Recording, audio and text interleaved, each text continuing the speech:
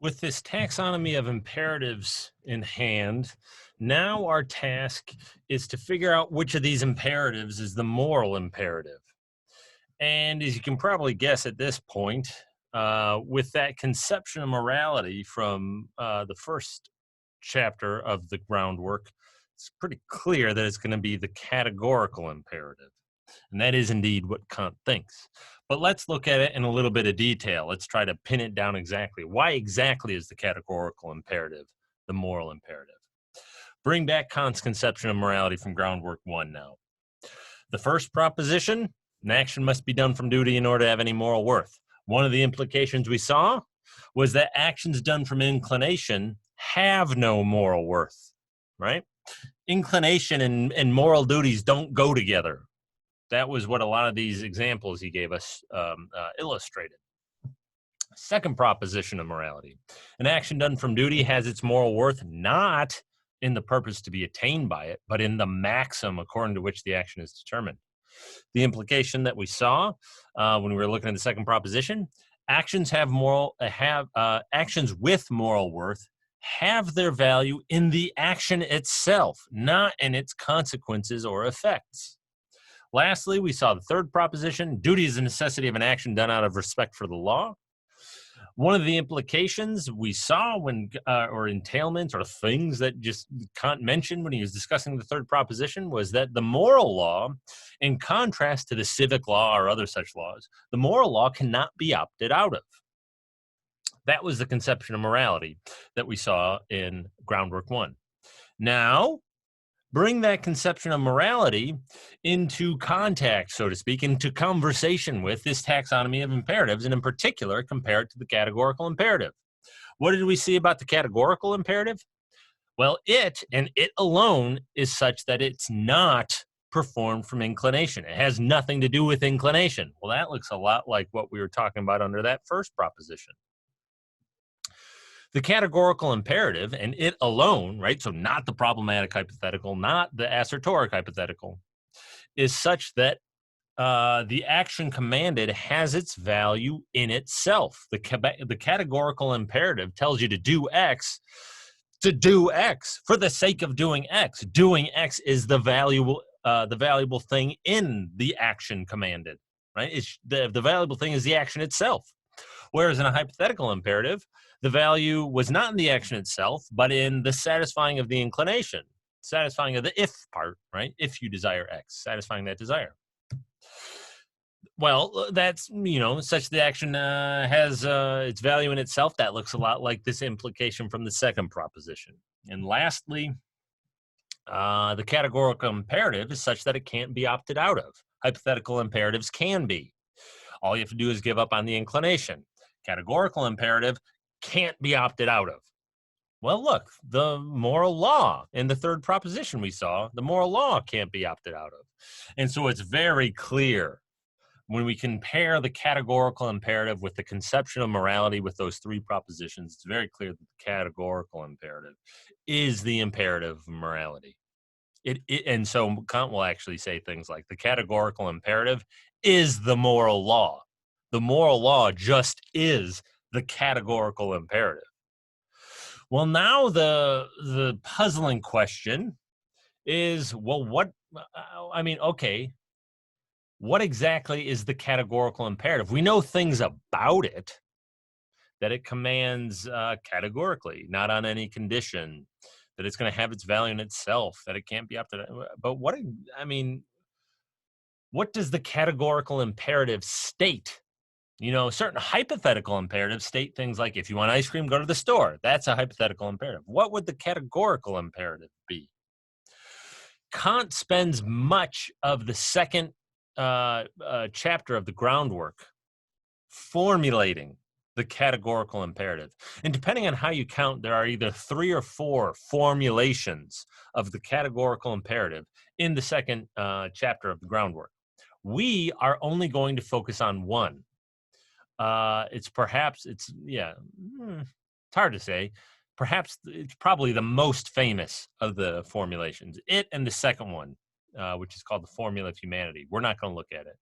Those are the most famous formulations. Probably the one we're looking at is a little bit more famous than the Formula of Humanity. a little bit more talked about. And it connects more closely to the things we've seen. Okay. So Kant's going to try to formulate the categorical imperative, give a formula of it. What exactly is its state, or what is its content? To understand the formula that he's going to give of it, we need to know a little bit about his terminology. We're going to see this word maxim show up in his formula of the categorical imperative. We've already seen this term appear elsewhere, and so let's just say very quickly what exactly it is. Kant calls maxims subjective principles of the will, right? And so they're kind of the counterpart to imperatives. Imperatives were objective principles of the will. They were kind of external to the will, telling the will to do something. Maxims, by contrast, are subjective principles. They're kind of internal to the will.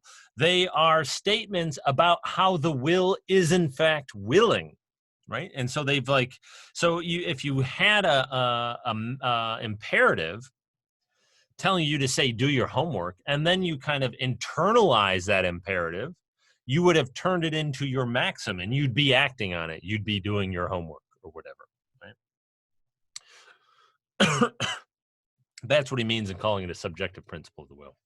Maxims, in Kant's view, are going to describe some general sort of situation, some set of circumstances, and then propose some sort of action for the situation in order to produce some end.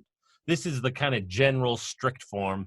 Kant gives examples of maxims that don't always follow this, but this is when he's being strict about it, they're going to satisfy this form. So I will do this in that set of circumstances in order to accomplish this goal, or something like that, right?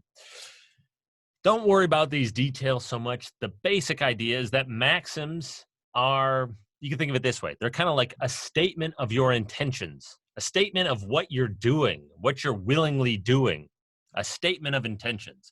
And in Kant's view, any action that we intentionally perform has some maxim behind it, right? So a maxim is a statement of intentions. That's the idea, right? That's what he's saying. Give you an example. Let's say you have the hypothetical imperative. If you want ice cream, go to the store. And so you're going to the store.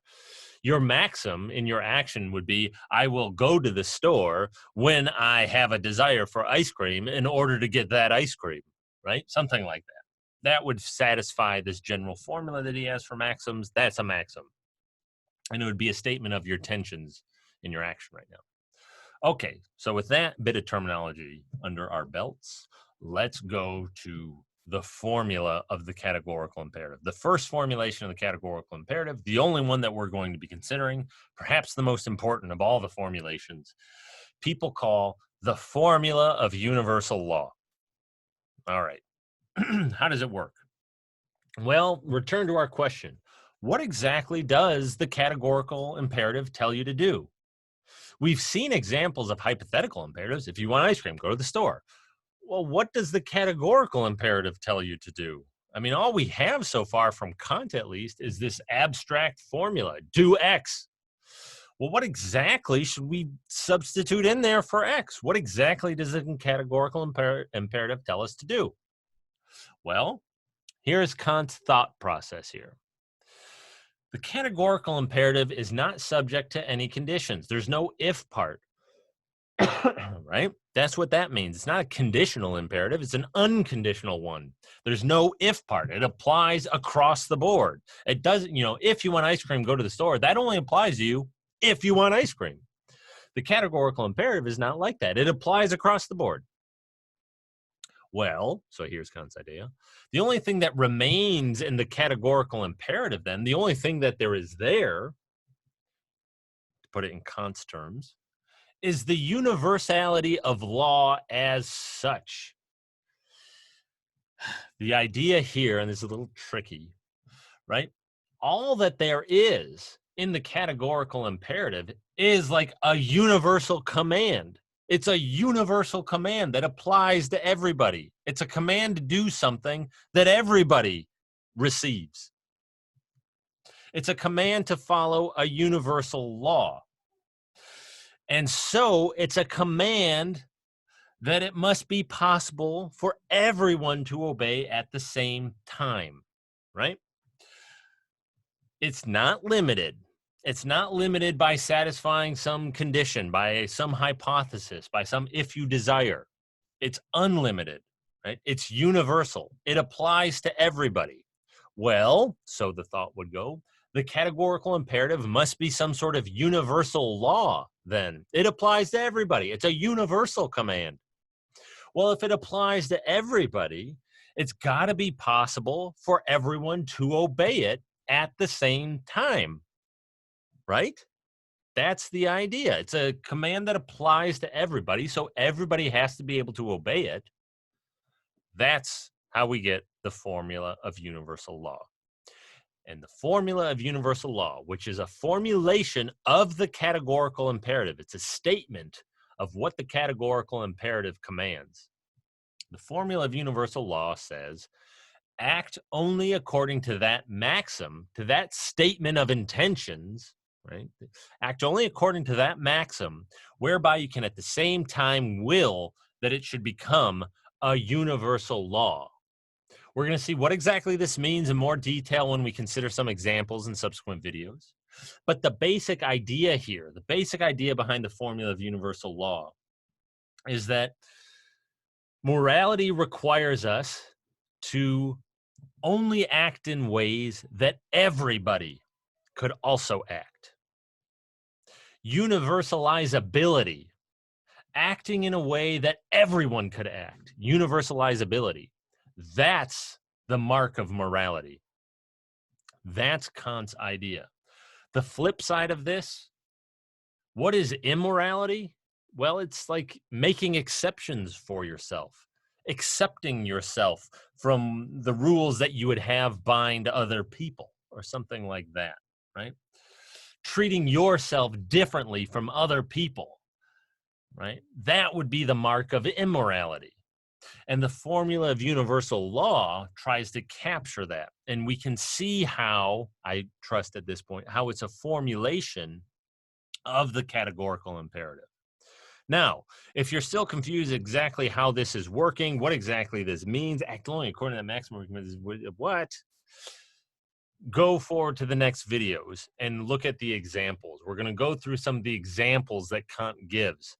It's going to make things much clearer. So at this point, we have the formula of universal law, but it might not be entirely clear what exactly it says or how exactly it works. That's okay. We'll clarify it in subsequent videos.